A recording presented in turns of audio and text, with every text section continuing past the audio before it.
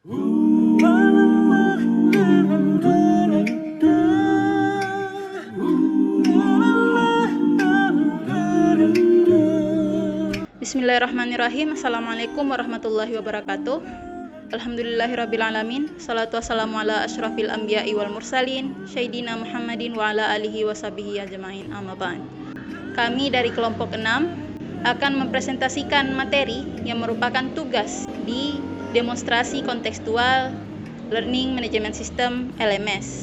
Perkenalkan, saya selaku moderator Cici Haira Anissa.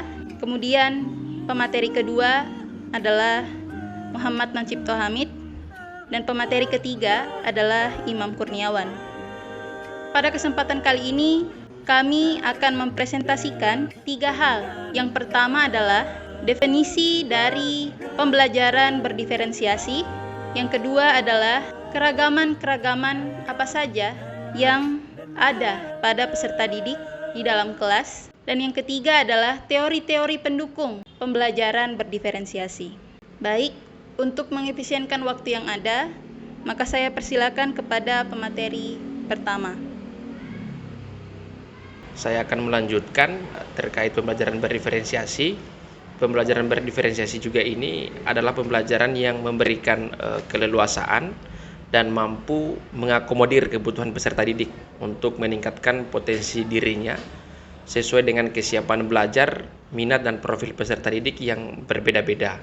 Kemudian terkait keragaman anak di kelas, ini kebutuhan anak didik juga itu kita dapat bagi beberapa komponen atau beberapa item. Yang pertama, kesiapan belajar peserta didik, minat peserta didik, dan yang ketiga adalah profil belajar peserta didik. Kesiapan belajar peserta didik ini adalah untuk melihat atau mempelajari materi baru, di mana peserta didik perlu memperhatikan beberapa perspektif atau menyesuaikannya dalam pembelajaran.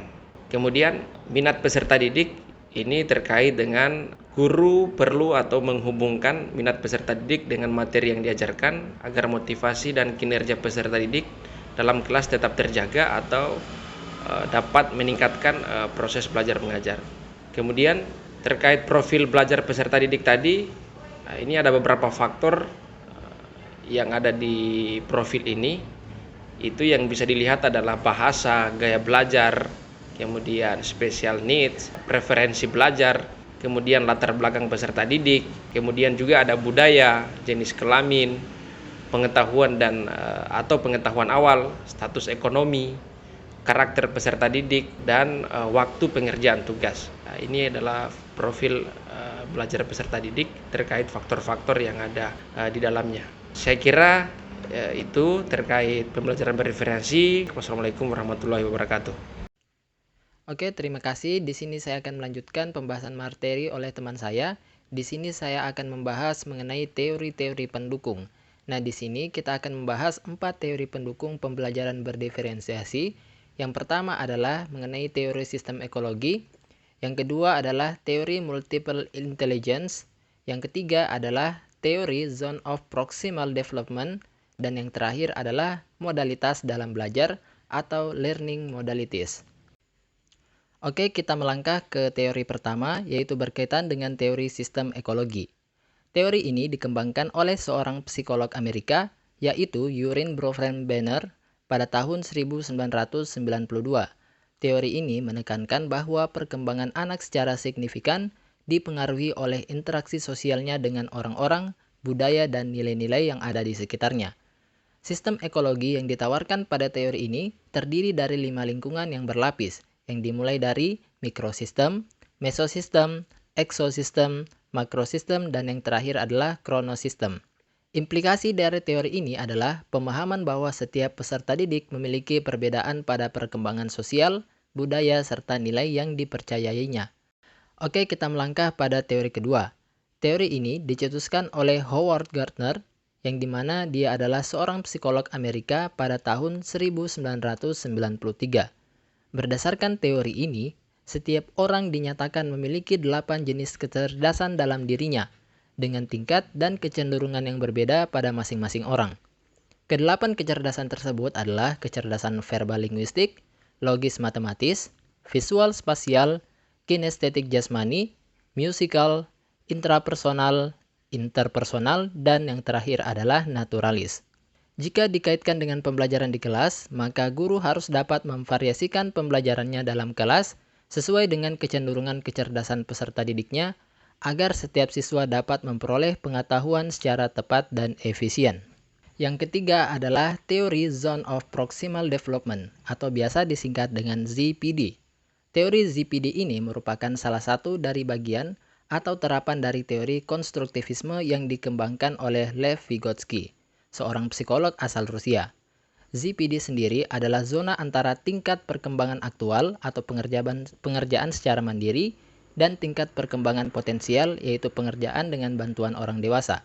Berdasarkan teori tersebut, guru dapat memberikan variasi dalam pengajarannya dengan menentukan siswa yang belum dapat mengerjakan soal standar secara mandiri, sudah dapat bekerja secara mandiri, sudah dapat mengerjakan masalah yang lebih menantang secara mandiri, maupun yang masih harus dibimbing agar dapat menyelesaikan masalah yang menantang. Dan yang terakhir adalah teori modalitas dalam belajar atau biasa diistilahkan dengan learning modalities.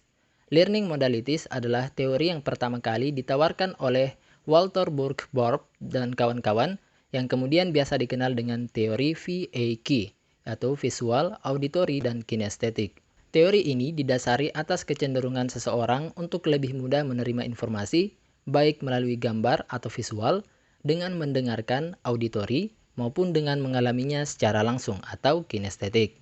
Belakangan terdapat pula modalitas baru yang diterima publik yaitu secara reading atau writing yang diartikan sebagai membaca dan menulis.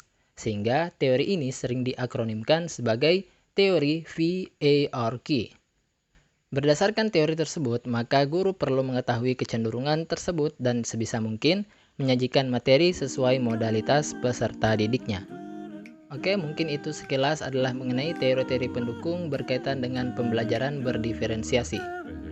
Baik, demikianlah presentasi yang telah kami berikan. Terima kasih atas perhatian yang diberikan kepada kami.